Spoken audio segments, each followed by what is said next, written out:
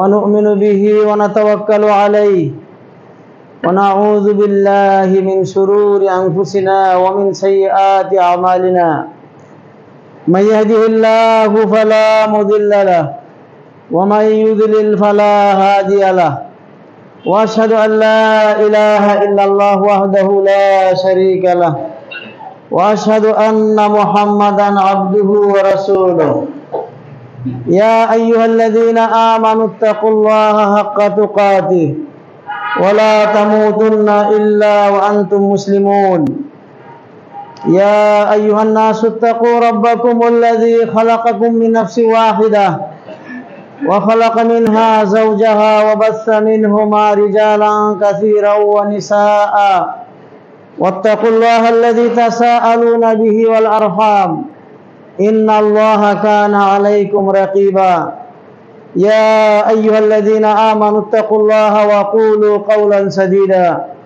يصلح لكم أعمالكم ويغفر لكم ذنوبكم ومن يطع الله ورسوله فقد فاز فوزا عظيما أما بعد فإن خير الحديث كتاب الله وخير الهدي هدي محمد صلى الله عليه وسلم وشر الأمور محدثاتها وكل محدثة بدعة وكل بدعة ضلالة وكل ضلالة في النار.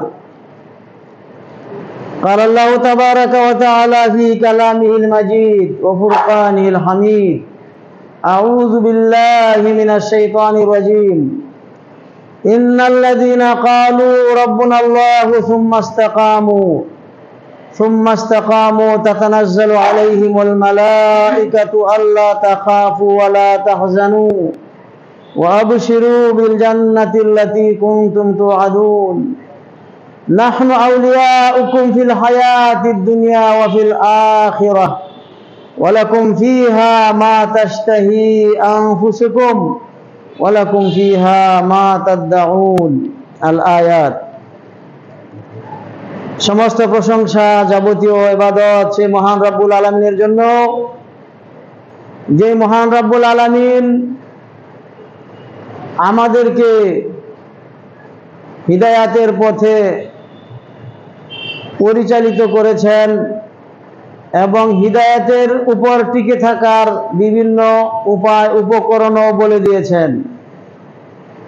শুধু আমাদেরকে হেদায়াত করেই তিনি শেষ করেন নাই, আমাদেরকে হেদায়েতের উপর টিকে থাকার সুযোগ করে দিয়েছেন, উপায় উপকরণ দিয়েছেন।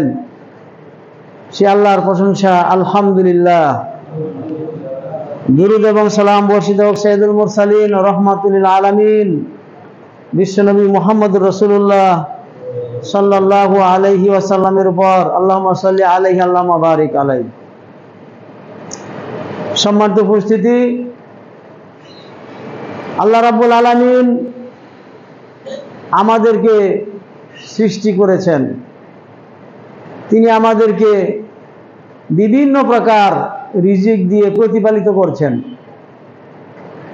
দুনিয়ার কল্যাণ দিয়েছেন, আখিরাতের কল্যাণও আমাদেরকে দিয়েছেন।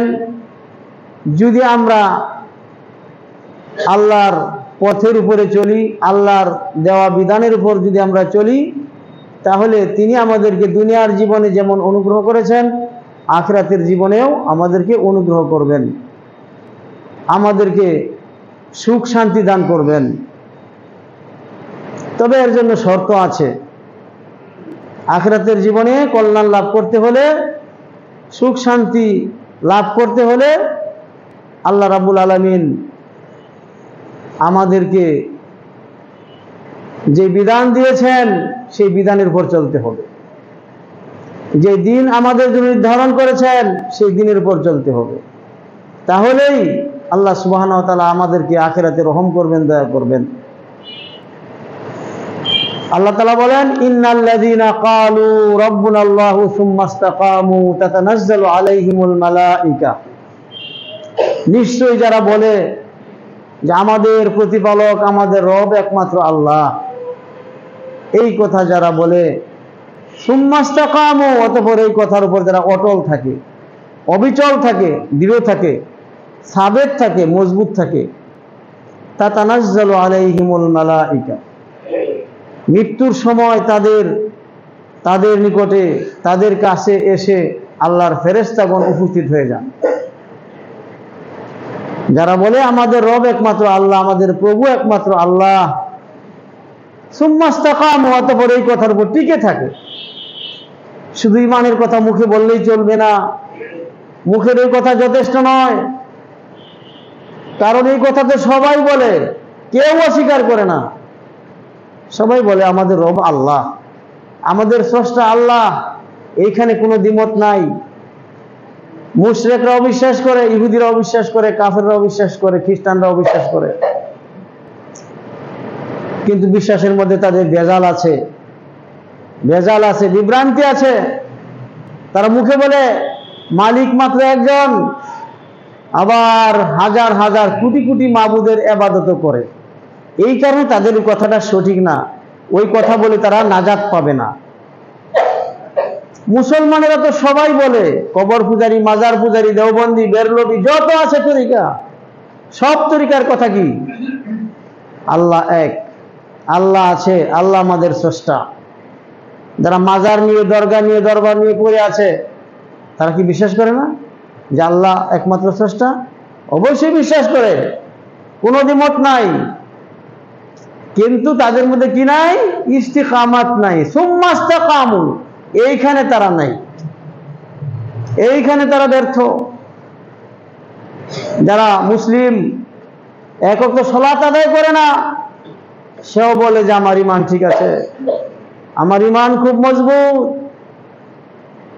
আমাদের সমাজে কিছু লোক আছে, বৃদ্ধ হয়ে গেছে, দাড়ি পেকে গেছে, সাদা চুল, সব কিছু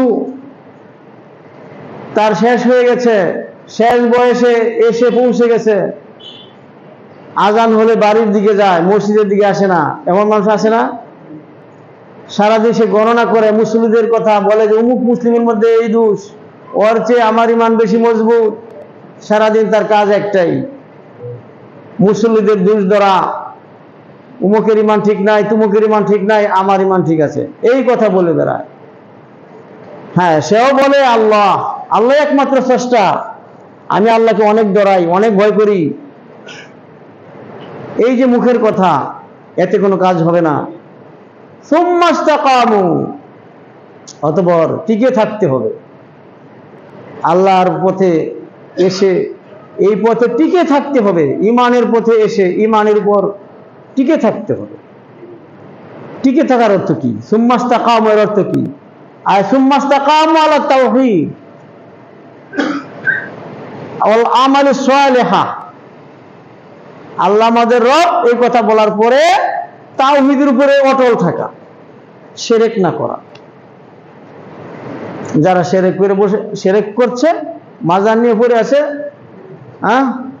তাদের মধ্যে ইস্তেকামাত নেই। যারা সৎ কাজ একদম করে না, তাদের মধ্যে ইস্তেকামাত নেই। সুতরাং ইস্তেকামাত থাকতে হবে। সুম্মাস্তাকামু, যাদের মধ্যে ইস্তেকামাত পাওয়া যাবে, অবিচলতা পাওয়া যাবে, যারা ঈমানের উপর টিকে থাকবে। ঈমানের পথে আসা তো সহজ, কিন্তু টিকে থাকা বড় কঠিন। হেদায়েত অর্জন করা যতটা সহজ, হেদায়েতের উপর টিকে থাকা ততটা সহজ না। টিকে থাকতে হবে কতক্ষণ পর্যন্ত? মৃত্যু পর্যন্ত। একদিন না, 2 দিন না, 1 মাস না, 2 মাস না, একেবারে জীবনের শেষ বয়স পর্যন্ত, মালাকুল মাউতের আগমন পর্যন্ত আপনাকে টিকে থাকতে হবে। ওয়াবুদ রব্বাকা হাত্তা ইয়াতিয়াকাল ইয়াকিন, হাত্তা ইয়াতিয়াকাল ইয়াকিন, মৃত্যু আসা পর্যন্ত তুমি টিকে থাকো আল্লাহর ইবাদতে। আল্লাহ তাআলা এটাই বলেছেন, সুম্মাস্তাকামু, তারা টিকে থাকে মরণ পর্যন্ত। অতঃপর এই অবস্থায় যখন আল্লাহর পক্ষ থেকে ফেরেশতারা চলে আসে, মুমিন ব্যক্তির, প্রকৃত ঈমানদার ব্যক্তির মৃত্যুর সময় যখন উপস্থিত হয়, তাতানাজ্জালু আলাইহিমুল মালাইকা, তাদের জন্য আল্লাহর পক্ষ থেকে আল্লাহর ফেরেশতারা চলে আসে। রূহ বের হওয়ার আগেই আপনি অর্ধেক গেছেন কেবলমাত্র আখিরাতের দিকে, অর্ধেক দুনিয়াতে এখনো আপনি রয়ে গেছেন। কিন্তু দুনিয়ার অবস্থা আপনি বুঝতেছেন না, আখিরাতেরটাই বেশি বুঝতেছেন। এই অবস্থার মধ্যে ফেরেশতারা চলে আসে। মুমিন ব্যক্তিদের কাছে আল্লাহর রহমতের ফেরেশতারা আসে, আয়েশা বলে, আল্লাহ তাখাফু, তোমার কোনো ভয় নাই, ওয়ালা তাহজানু, কোনো চিন্তা নাই। অর্থাৎ তুমি যেই দিকে এগিয়ে যাচ্ছ ওইখানে সামনে তোমার কোনো ভয় নাই, পিছনে যাদেরকে তুমি ছেড়ে আসতেছো তাদের জন্য তোমার কোনো চিন্তার কারণ নাই, আল্লাহ তাদেরকে রক্ষা করবেন।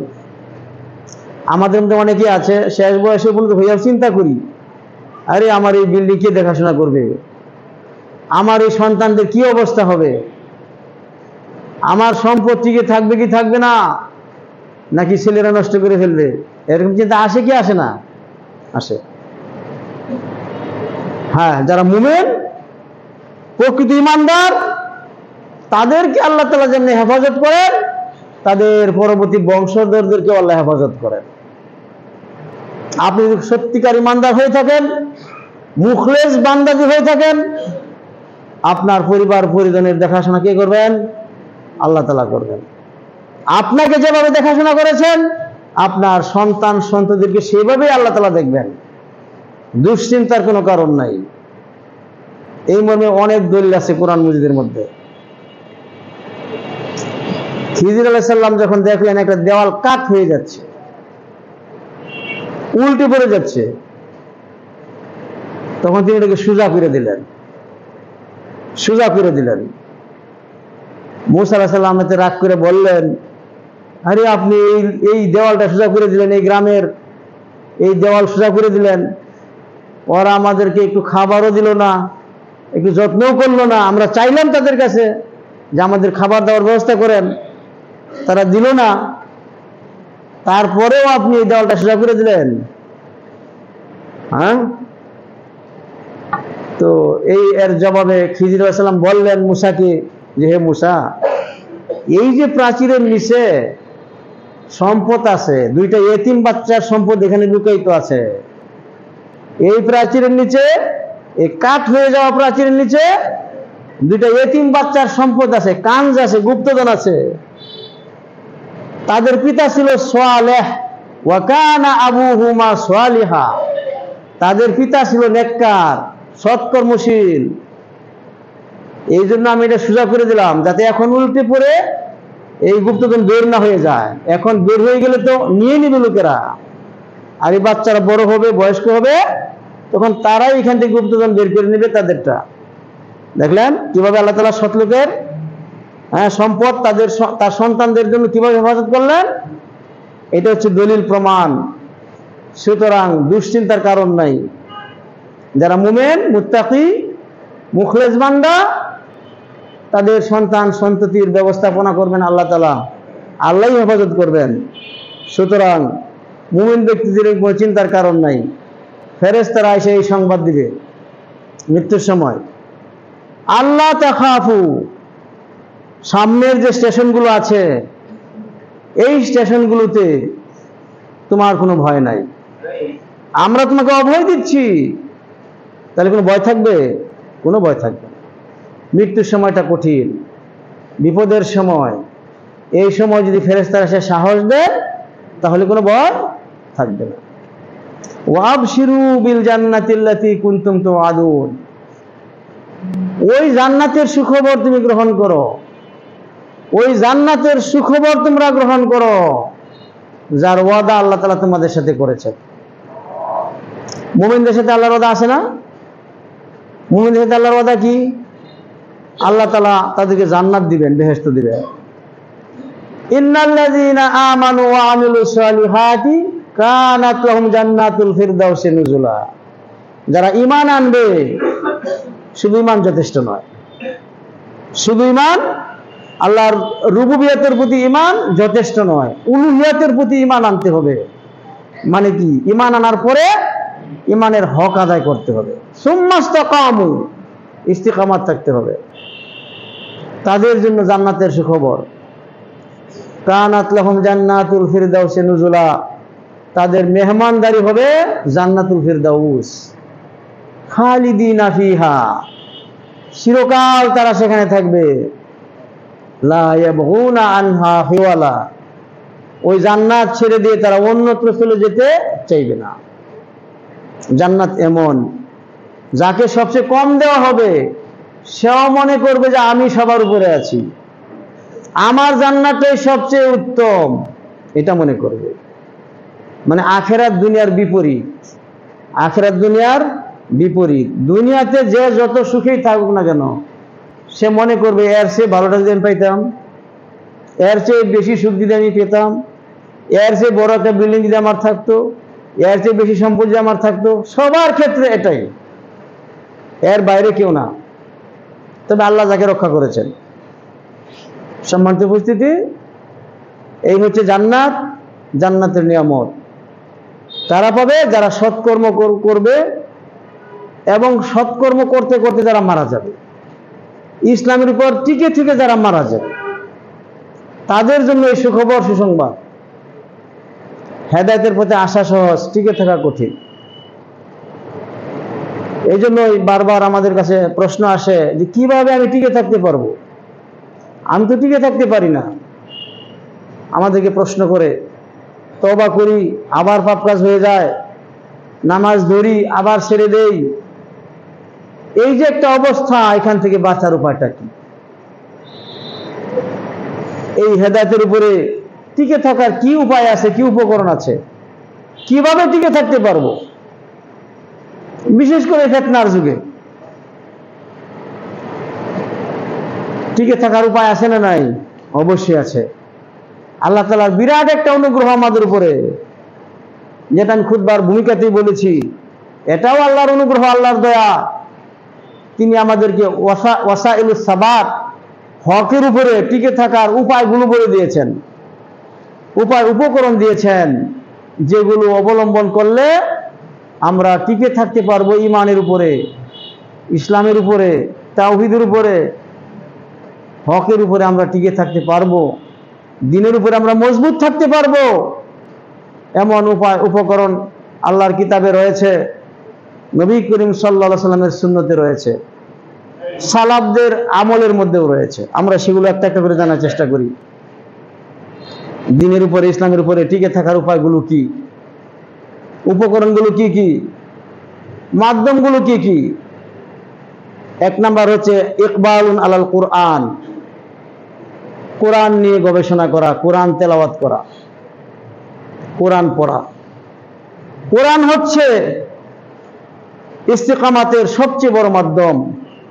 লিনুসাব্বিতা বিহি ফুআদাক, আল্লাহ তাআলা বলেন এই কোরআন আপনার উপর নাজিল করেছি দীর্ঘ 23 বছরে আপনাকে হকের উপরে টিকিয়ে রাখার জন্য, যাতে আপনি আপনার অন্তর যেন দৃঢ় হয়, মজবুত হয়। সুতরাং আমাদেরকে বেশি বেশি কোরআন তেলাওয়াত করতে হবে, এটা হচ্ছে সবচেয়ে বড় মাধ্যম। আমরা তো তা করি না, কোরআন তেলাওয়াত করি না, কোরআন পড়ি না। কোরআনের ব্যাখ্যা অনুবাদ এখনো একদম সহজ হয়ে গেছে আমাদের জন্য, কিন্তু পড়ার সময় আমরা বের করতে পারি না। বেশি বেশি কোরআন তেলাওয়াত করতে হবে। কোরআনের মধ্যে আগের খবর আছে, পরের খবর আছে, আমাদের হেদায়েতের কথায় আছে, যে কোরআন দিয়ে কথা বলবে তার কথা সত্য হবে, যে কোরআন দিয়ে ফয়সালা করবে তার ফয়সালা হবে ইনসাফপূর্ণ, সে ন্যায় বিচার করতে পারবে। আর যে কোরআনের পথে যে আহ্বান করবে সে হিদায়াতের উপর টিকে থাকতে পারবে। সুতরাং সেই কোরআন তো আমরা পড়ি না। আমরা আজকে এই যে পবিত্র জুমার দিন, আজকে সকালবেলায় কোন সূরাটা পড়ার দরকার ছিল এটা আমরা অনেকেই জানি, নাকি জানি না? কিন্তু আমরা আমল কয়জনে করেছি খবর নিলে বোঝা যাবে। আজকে জুমার দিন কোন সূরা তেলাওয়াত করার কথা ছিল? সূরাতুল কাহাফ তেলাওয়াতের কথা ছিল। বড় বড় ফিতনা থেকে বাঁচা যাবে এই সূরা যে তেলাওয়াত করবে। নবী করিম সাল্লাল্লাহু আলাইহি সাল্লাম বলেছেন, যে ব্যক্তি সূরা কাহাফ তেলাওয়াত করবে জুমার দিন, আগামী জুমা পর্যন্ত আল্লাহ তাআলা তাকে হেদায়েতের নূর প্রদান করবেন, হেদায়েতের উপরে আল্লাহ তাআলা টিকিয়ে রাখবেন। কিন্তু আমরা তো পড়ি নাই। সূরা কাহফের 10 আয়াত যে পড়বে, আল্লাহ তাআলা তাকে দাজ্জালের ফিতনা থেকে বাঁচিয়ে দিবেন। পৃথিবীর মধ্যে দাজ্জালের ফিতনার চেয়ে বড় ফিতনা আর নাই। পৃথিবীর মধ্যে আল্লাহ তাআলা যত ফিতনা সৃষ্টি করেছেন, যত বিপদ আপদ সৃষ্টি করেছেন, সবচেয়ে বড় কোনটা? দাজ্জালের ফিতনা। এর চেয়ে বড় ফিতনা আর নাই। সূরা কাহফ যে তেলাওয়াত করবে, আল্লাহ তাআলা তাকে সেই ফিতনা থেকে বাঁচাবেন। তো আমরা তো সেটা পড়ার সুযোগ পাই না। প্রত্যেক দিন, প্রত্যেক জুমার দিনে, এমনকি বৃহস্পতিবার দিবাগত রাত্রি থেকে শুরু হবে এটার সময়, সূরা কাহফ তেলাওয়াত করা, বেশি বেশি করে আমরা যেন পাঠ করি। সুতরাং কোরআন তেলাওয়াত হচ্ছে সবচেয়ে বড় মাধ্যম হিদায়াতের উপরে টিকে থাকার জন্য। আজকে আমরা কোরআনের বদলে আরেকটা জিনিস আমরা হাতে নিয়েছি, সেটা কি? মোবাইল। ঘুম থেকে উঠেই মোবাইল, বুড়া মানুষের হাতেও মোবাইল, জওয়ান মানুষের হাতেও মোবাইল, ছেলে মেয়ে বাচ্চাদের হাতেও মোবাইল। তাহলে এই মোবাইল আমাদেরকে কোরআন থেকে দূরে সরিয়ে দিচ্ছে। সম্মানিত উপস্থিতি, এই মোবাইল থেকে যত দূরে থাকা যায় ততই ভালো। মোবাইল থেকে যত আপনি দূরে থাকবেন ততই আপনি কোরআনের কাছাকাছি হতে পারবেন। এই হচ্ছে হেদায়েতের উপর টিকে থাকার 1 নম্বর মাধ্যম। মনটা ধরে রাখার মাধ্যম, টিকিয়ে রাখার মাধ্যম হচ্ছে আল কোরআন। 2 নম্বর হচ্ছে নুসরাতু দীনিল্লাহ, আল্লাহর দ্বীনের সাহায্য করা। আল্লাহ তাআলা বলেন, ইয়া আইয়ুহাল্লাযীনা আমানু ইন তানসুরুল্লাহা ইয়ানসুরকুম ওয়া ইউসাব্বিত আকদামাকুম। হে ঈমানদারগণ, তোমরা যে আল্লাহকে সাহায্য করো, আল্লাহ তোমাদেরকে সাহায্য করবেন এবং তোমাদের পাগুলোকে মজবুত রাখবেন, তোমাদেরকে টিকিয়ে রাখবেন, সাবেত রাখবেন। ওয়া ইউসাব্বিত আকদামাকুম। সুতরাং দ্বীনের উপরে টিকে থাকার একটা বিরাট মাধ্যম হচ্ছে আল্লাহকে সাহায্য করা।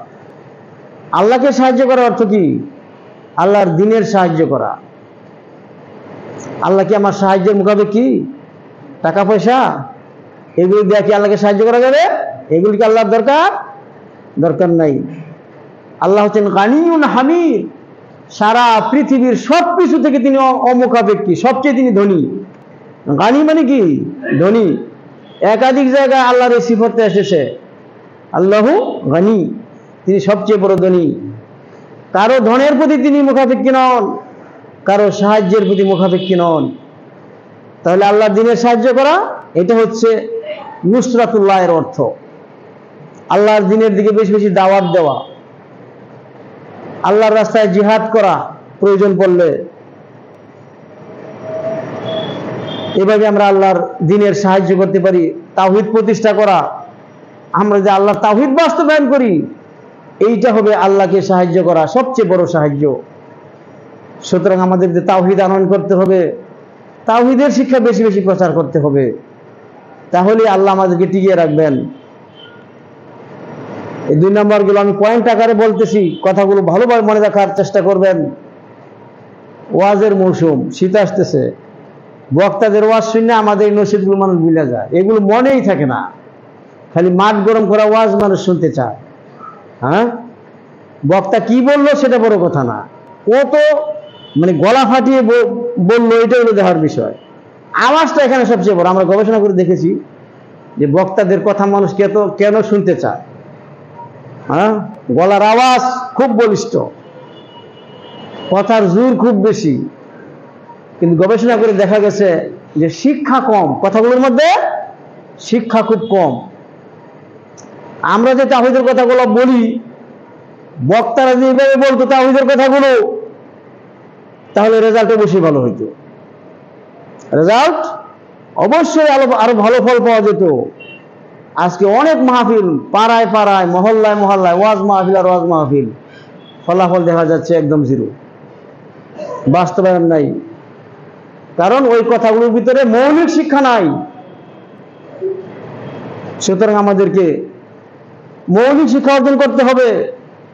দ্বীনের উপর টিকে থাকার মাধ্যমগুলো কি, গভীরভাবে আমাদেরকে চর্চা করতে হবে এবং বাস্তবায়ন করতে হবে। শুধু ওয়াজ মাহফিলে দৌড়াইলেই হবে না। আমি বলতেছি ওয়াজ মাহফিলে গুরুত্ব নাই এটা কিন্তু বলতেছি না।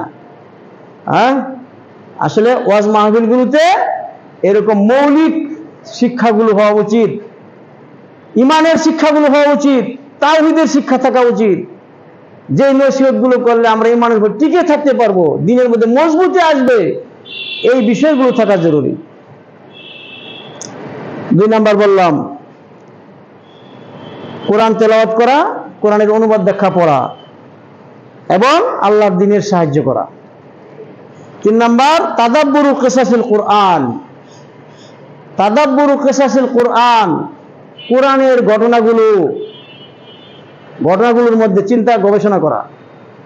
নবী রাসূলদের কিসসা আর কিসসা কোরআনের মধ্যে আসে না?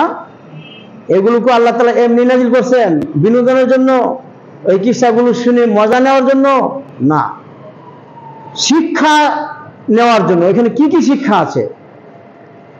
খিজির আলাইহিস সালামের ঘটনা, মুসার ঘটনা, একটু আগেই তো বললাম। কত গুরুত্বপূর্ণ শিক্ষা এখানে আছে। এগুলো শিক্ষা নেওয়ার জন্য সেই কোরআনের ঘটনাগুলোর মধ্যে চিন্তা গবেষণা করা। ইব্রাহিম আলাইহিস সালামের ঘটনা, আগুনে নিক্ষেপ করার ঘটনা, মূর্তি ভাঙ্গার ঘটনা, এগুলো শুধু ঘটনা হিসেবে বলে চলবে না, এগুলো থেকে শিক্ষা নিতে হবে। আগুনে নিক্ষেপ করা হইল, তারপরে তিনি তাওহীদ ছাড়লেন না। আগুনে নিক্ষিপ্ত হলেন, তারপরে তিনি তাওহীদের উপর টিকে থাকলেন, বিন্দু মাত্র ছাড় দিলেন না। তার পিতা তাকে এত চেষ্টা করলেন মূর্তি পূজার দিকে ফিরিয়ে নেওয়ার জন্য, এক চুল পরিমাণ সরলেন না। ওরকম মুসা আলাইহিস সালাম মিশর থেকে বহিষ্কৃত হইলেন, পালিয়ে আসলেন। মুসা আলাইহিস সালামের ঘটনা কোরআনে সবচেয়ে বেশি শুনেছি, 500 বার তার নাম এসেছে কোরআনে, গণনা করে দেখে নাই। আমি শুনেছি, আমরা যেহেতু বারবার দেখি মুসা মুসা মুসা, এগুলো হয়তো গণনা করে দেখা গেছে 500 বার এসেছে। আল্লাহ তাআলা তার কিসসা সবচেয়ে বেশি বলেছেন ফেরাউনের সাথে। আরো বিভিন্ন প্রেক্ষাপটে আল্লাহ তাআলা এই মুসা আলাইহিস সালামের কিসসা উল্লেখ করেছেন। এর মধ্যে শিক্ষা আছে না নাই? বিরাট শিক্ষা রয়েছে। আল্লাহ তাআলা বলেন ওয়া কুল্লান নাকুসু আলাইকা মিন আম্বাইর রুসুল মা নুসাব্বিতু বিহি ফুআদাক। এই যে রাসূলদের কিসসা আমি আপনাকে বলি, এটা আপনাকে টিকিয়ে রাখার জন্য, আপনাকে সাবেত রাখার জন্য এই কিসসাগুলো। সুতরাং নবী রাসূলের কিসসা পাঠ করলে ইমানের উপরে মজবুতি আসবে, দ্বীনের উপর টিকে থাকার বিরাট একটা মাধ্যম। আমাদের নবী করিম সাল্লাল্লাহু আলাইহি ওয়াসাল্লামের ঘটনা, হিজরতের ঘটনা, আরো কত ঘটনা, বদরের ঘটনা, উহুদের ঘটনা, এই যে ঘটনাগুলো, এগুলো থেকে আমরা শিক্ষা নিব, এগুলো আমরা বেশি বেশি পড়বো টিকে থাকার জন্য। সাহাবীদের ঘটনা, এগুলো আমাদেরকে বেশি বেশি পড়তে হবে। সালাফদের ঘটনা, এগুলো আমাদের জানা জরুরি, বিশেষ করে এই মুহূর্তে, এই ফিতনার সময় সাহাবীদের জীবনী পাঠ করা অত্যন্ত জরুরি। তারা বড় বড় সমস্যার সম্মুখীন হয়ে কিভাবে তারা জীবনযাপন করেছেন, সেই ঘটনাগুলো কিভাবে পার করেছেন, সেখানে আমাদের জন্য বিরাট শিক্ষা রয়েছে। সেগুলো থেকে আমরা শিক্ষা নেওয়ার চেষ্টা করব। আমরা এখন শুধু শিক্ষা নিচ্ছি পত্র পত্রিকা পড়ে। আজকে পত্রিকায় যা পড়লাম, এটা একটা সারমর্ম নিয়ে পরের দিন বক্তব্য জানতেছি, এটা কোনো পদ্ধতি না। এতে করে দিনের পর মজবুতি আসবে না। আজকে শুনবেন একটা, কালকে শুনবেন আরেকটা। আপনার অবস্থান এক এক সময় এক এক রকম হবে। আর আপনার যদি নবী রাসূলের ঘটনা জানা থাকে, সাহাবীদের ঘটনা যদি আপনার জানা থাকে, তাদের জীবনী যদি জানা থাকে, তাহলে আপনি সাহাবীদের পথে টিকে থাকতে পারবেন। নবী রাসূলের পথে টিকে থাকা সম্ভব, আপনার জন্য সঠিক পথে হেদায়েতের পথে টিকে থাকা সম্ভব হবে। সুতরাং কোরআনের যে সমস্ত ঘটনা আছে, প্রত্যেকটা ঘটনা আমরা পড়ব। আসহাবে কাহফের ঘটনা, এর মধ্যে শিক্ষা আর শিক্ষা, প্রত্যেকটা লাইনের মধ্যে শিক্ষা আছে। যুবকরা চলে গেল, মূর্তি পূজক শাসকের চাপ থেকে তারা ঈমান নিয়ে পালিয়ে গেলেন, গুহার মধ্যে প্রবেশ করলেন, সেখানে আল্লাহ তাদেরকে সংরক্ষণ করলেন। 309 বছর পর্যন্ত। ওয়াজদাদু তিসআ, এক ঘুমে আল্লাহ তাআলা তাদেরকে পার করিয়ে দিলেন, তাদেরকে ঈমানের উপরে মজবুত রাখলেন আল্লাহ তাআলা।